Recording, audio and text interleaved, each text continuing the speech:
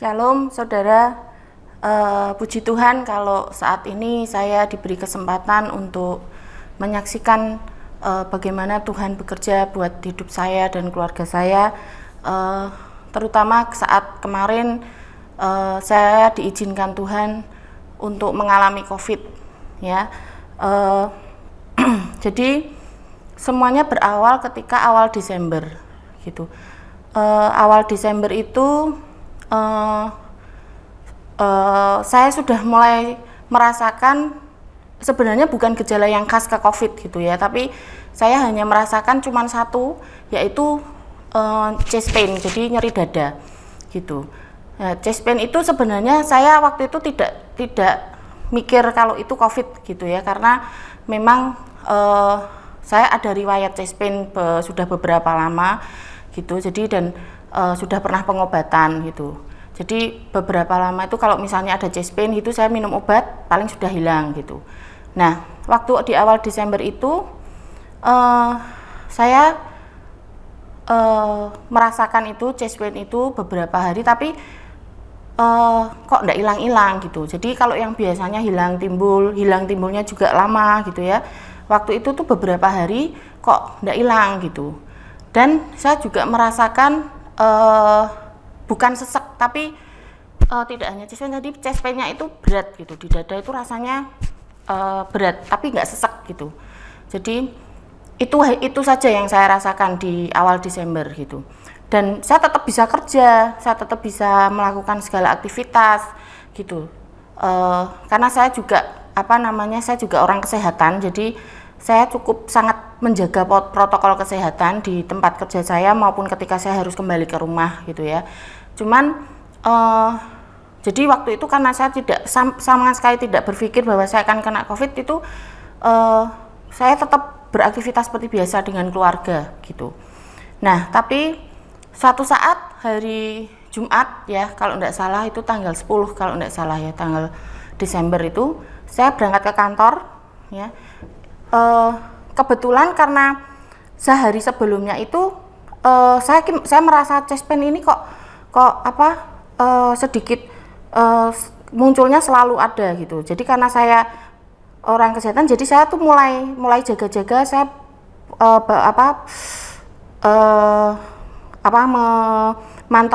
memantau oximetri ya, memantau oksigen saya gitu ya. Saya bawa oximetri kemana-mana, oksigen saya bagus ya, SpO2-nya saya bagus, jadi nggak ada masalah. Jadi saya juga nggak berpikir aneh-aneh gitu.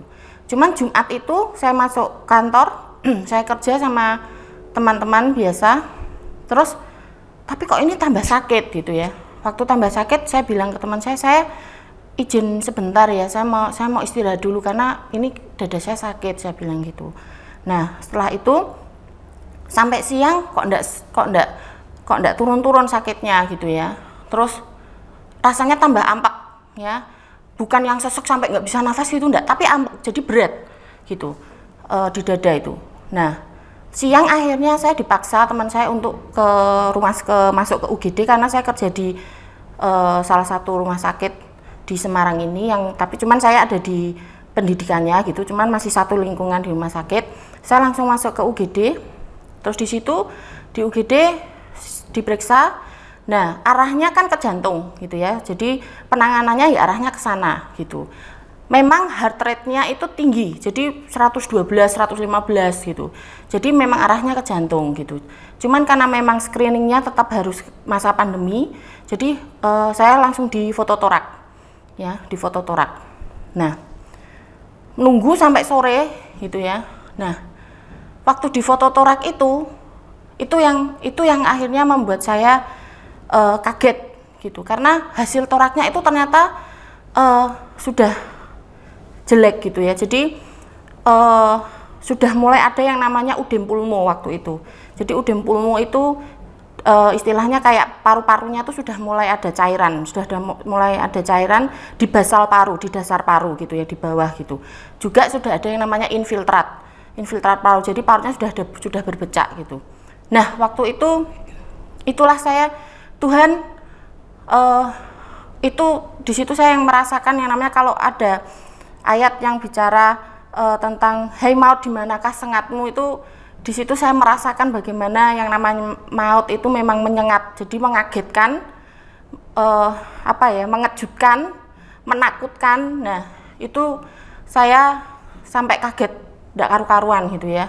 Waduh, arahnya terus ke COVID. Jadi saya langsung dari UGD saya langsung dipindah ke grey area gitu. Grey area jadi satu ruangan yang khusus yang memang untuk pasien-pasien yang dicurigai COVID gitu. Nah, saat itu saya langsung di rapid ya. Ibu, kita rapid ya gitu. Ya sudah dokter, silahkan gitu.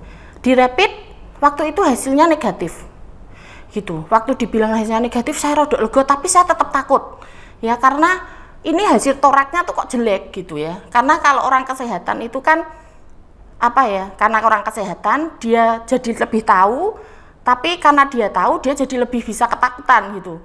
Jadi di pikiran saya tuh, waduh ini kenapa ini gitu ya. Lah sama dokter waktu itu, Bu ini karena rapidnya negatif, ibu tetap harus opnam karena memang HR-nya ini yang belum stabil, heart rate-nya belum stabil gitu ya. Nah terus saya masuk ke rumah sakit di opnam, tapi di satu ruangan yang khusus gitu ya, satu ruangan khusus, maksudnya satu kamar khusus sendiri, tapi bukan bangsal untuk COVID karena waktu itu rapidnya negatif. Itu hari Jumat ya kalau tidak salah. Nah itu dadanya itu masih sakit terus ya. Nah karena itu terus Jumatnya saya masuk itu Jumat malam, dokter sudah tidak visit. Sabtu delalah waktu itu entah bagaimana libur atau bagaimana ya, terus dokter itu Senin baru visit ya. Nah waktu selama 3 hari itu saya kan dikasihnya terapinya itu terapi jantung ya. Nah dengan terapi jantung itu memang nyeri dadanya, chest pain-nya itu mereda, jadi berkurang gitu. Jadi saya kelihatan sehat karena memang saya tidak ada keluhan lain selain chest pain, tidak ada demam, tidak ada batuk, tidak ada pilek, tidak ada yang lain, hanya chest pain aja gitu ya. Nah Senin itu terus saya di eko, saya di pemeriksaan diagnostik lagi. Waktu itu dokter bilang nggak ada kok udem pulmonya ini gitu ya. Padahal waktu yang pertama hari Jumat itu dokter itu memperlihatkan ke saya, Bu ini loh ibu sudah di basal paru sudah ada udem pulmo, sudah ada infiltrat gitu ya, jadi itu. Nah setelah itu karena saya sudah baik, dan waktu itu kan memang saya berpikir oke, berarti saya bukan COVID gitu ya, berarti memang mungkin jantungnya gitu ya. Nah terus akhirnya sama dokter juga kalau mau pulang ya boleh pulang gitu. Saya pikir juga oke, saya pulang saja karena saya juga merasa baik, chest pain juga dengan obat jantungnya juga lebih baik, saya pulang. Nah waktu itu saya sudah telepon orang tua ibu saya ya yang di rumah, ibu saya ini mau pulang tapi tolong saya isolasi di kamar depan, saya bilang gitu. Karena saya hanya berpikir hasil toraks saya itu kan jelek gitu ya, jadi mungkin bisa jadi karena jantungnya ya bisa ya, udemnya itu, tapi yang pasti karena saya ini dari rumah sakit, saya lebih baik di kamar depan sendiri dulu, isolasi dulu paling tidak seminggu 2 minggu, saya bilang gitu. Saya pulang ke rumah, sudah itu posisi dada saya masih sakit tapi memang berkurang daripada yang awal. Nah terus ini waktu saya sehari di rumah, besoknya itu saya dapat kabar kalau teman kantor itu ada yang positif hasil swabnya. Nah dari sini langsung saya berpikir ini tidak bisa kalau saya di rumah dan saya harus swab gitu. Nah ketika itu saya langsung telepon rumah sakit gitu ya, karena saya langsung daftar saya mau swab gitu. Saat itu besoknya saya langsung swab.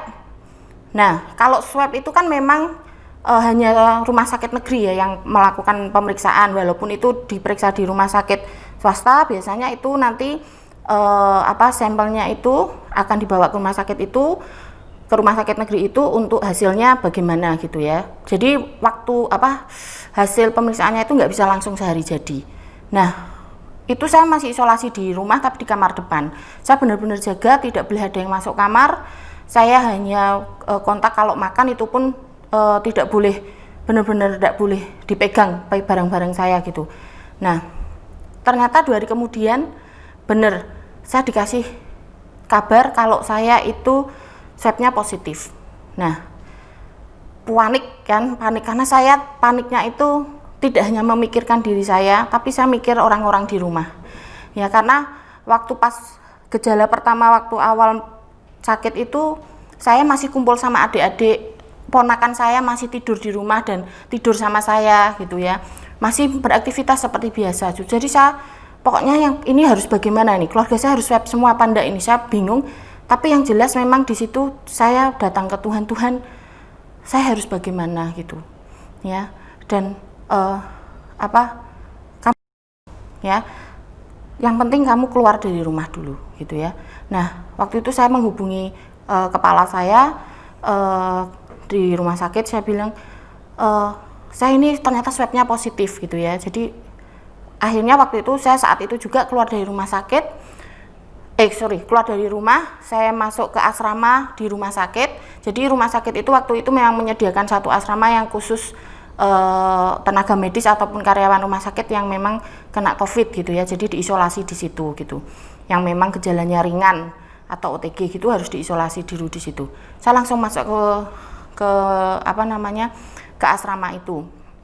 Nah, waktu masuk asrama itu memang beberapa hari proses itu tuh dada saya tuh tambah sakit memang.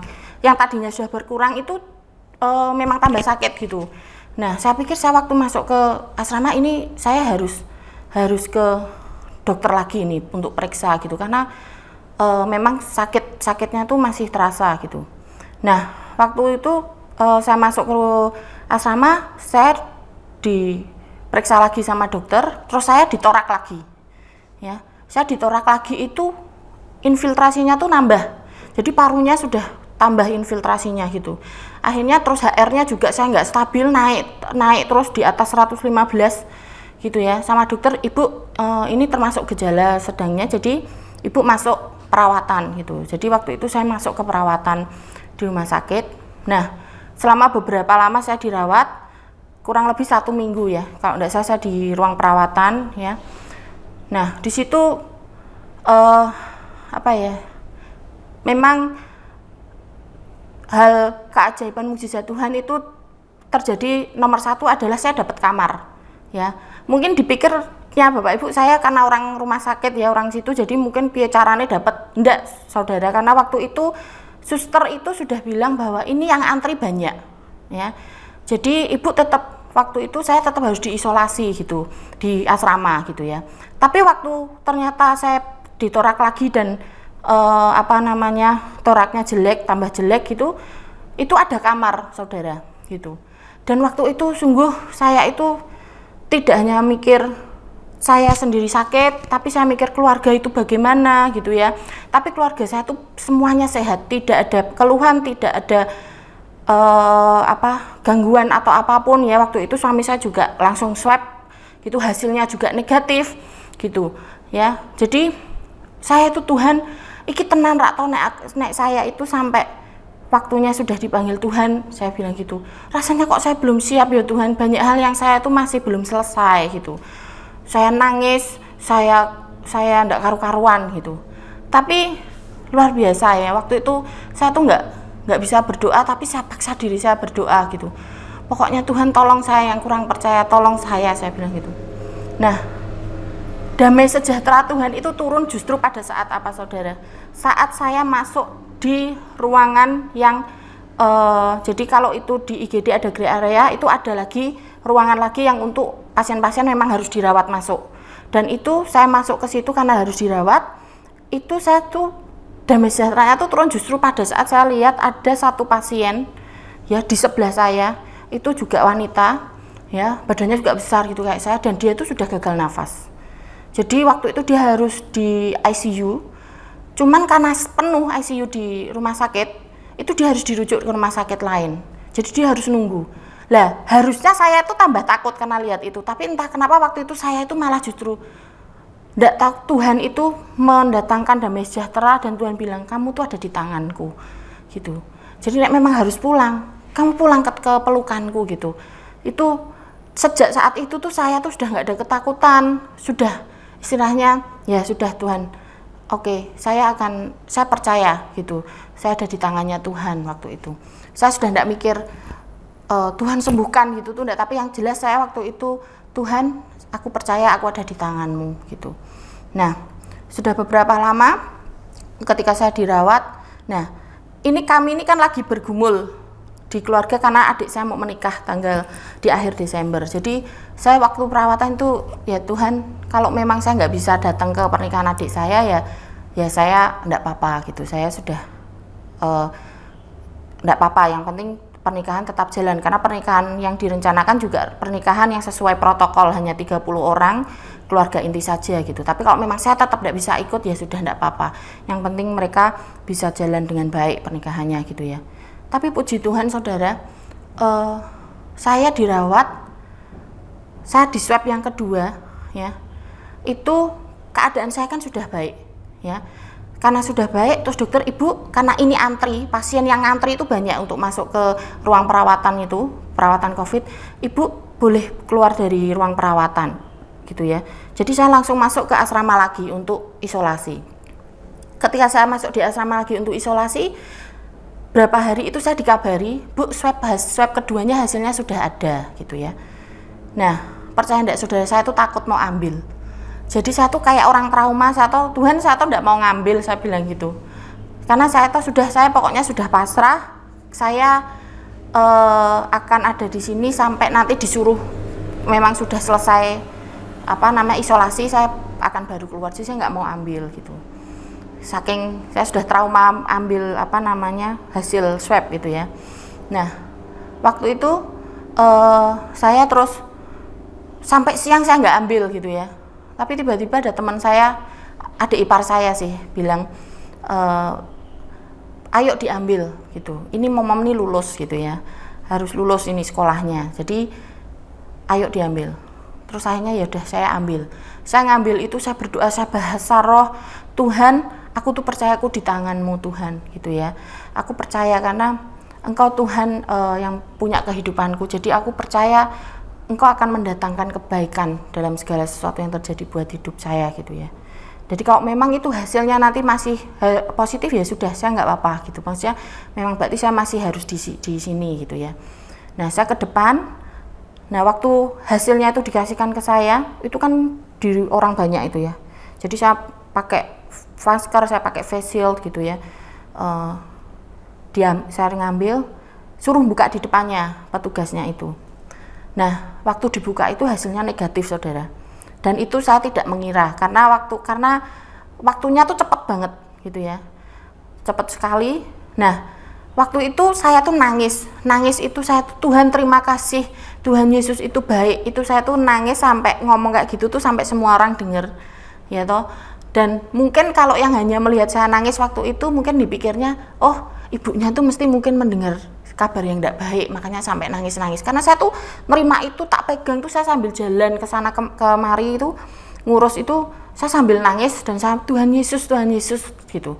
Nah, itu H-1 adik saya menikah gitu. Jadi waktu itu dokter sudah langsung bilang, ibu sudah boleh langsung keluar karena ini kalau sudah negatif dan ibu sudah isolasi beberapa lama, artinya memang ibu sudah selesai gitu ya. Jadi saya waktu itu langsung keluar dari asrama karena kan harus segera keluar, itu kan asrama khusus yang positif gitu ya.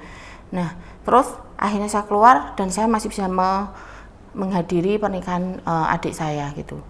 Yang pasti saya percaya dalam kejadian yang saya alami ini memang Tuhan izinkan terjadi buat saya karena memang saya ini mungkin Bapak Ibu tahu saya memang melayani pelayanan gitu ya, melakukan pelayanan Tuhan. Cuman kadang ada, kadang enggak gitu ya. Nikah nih kadang ada, kadang enggak gitu.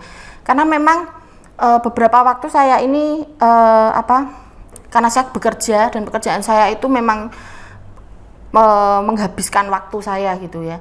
Jadi Tuhan izinkan kemarin itu terjadi, itu memang istilahnya saya kayak disekolahkan gitu, private sama Tuhan beberapa waktu supaya Tuhan tuh pulihkan. Karena benar-benar pada saat itu yang saya alami itu tidak hanya mukjizat kesembuhan ya, tapi justru yang utama itu saya merasakan bagaimana hati Bapa kepada anak-anaknya gitu.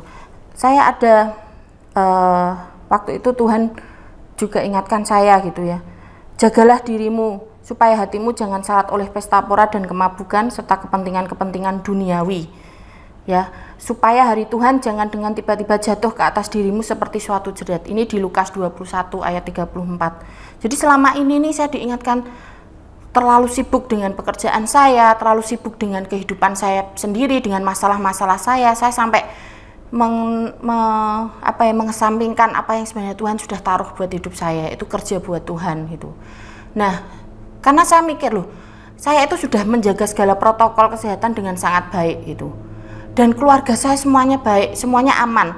Saya kok kena gitu ya, diizinkan kena gitu ya. Tuhan cuma jawab di Roma 8 ayat 28. Kita tahu sekarang bahwa Allah turut bekerja dalam segala sesuatu untuk mendatangkan kebaikan bagi mereka yang mengasihi Dia, yaitu bagi mereka yang terpanggil sesuai dengan rencana Allah. Di situ saya dapat ayat itu tuh saya nangis. Karena apa? Tuhan itu tuh tidak pernah rela loh, saudara, kalau kita itu jauh dari Tuhan. Itu ya. Tuhan bisa melakukan segala sesuatu, mereka-reka segala sesuatu untuk apa tuh mendatangkan kebaikan supaya apa? Supaya kita tuh balik ke Tuhan hatinya. Merasakan lagi bagaimana Tuhan mengasihi kita gitu. Itu hal yang buat saya Tuhan izinkan saya kena COVID ya, sampai seperti itu sih yang memang saya rasakan gitu. Jadi saudara, saya percaya Tuhan itu nggak pernah rela anaknya itu lepas dari anugerahnya gitu. Jadi kalau memang saudara sendiri atau saudara sedang mendoakan siapapun dari keluarga Anda atau orang lain, percayalah bahwa Tuhan itu nggak pernah tinggal diam. Ya, Tuhan bisa pakai segala cara untuk menjaga anaknya ya, membuat anaknya itu tetap ada di dalam kasih karunia-Nya gitu ya. Bahkan Tuhan Yesus pun kan pernah berdoa juga untuk murid-muridnya, juga untuk orang-orang yang nantinya mendapat kabar baik dari mereka. Bagaimana Tuhan tuh berdoa supaya mereka itu tetap satu seperti Engkau dan seperti Yesus dan Bapa adalah satu. Jadi saya percaya Tuhan tidak akan pernah melepaskan kasih karunia-Nya buat setiap orang yang berharap kepadanya. Jadi tetaplah percaya bahwa semua Tuhan izinkan terjadi untuk kebaikan saudara gitu. Dan percayalah bahwa kasih Tuhan, hati Bapa itu selalu ada buat saudara gitu. Amin. Terima kasih.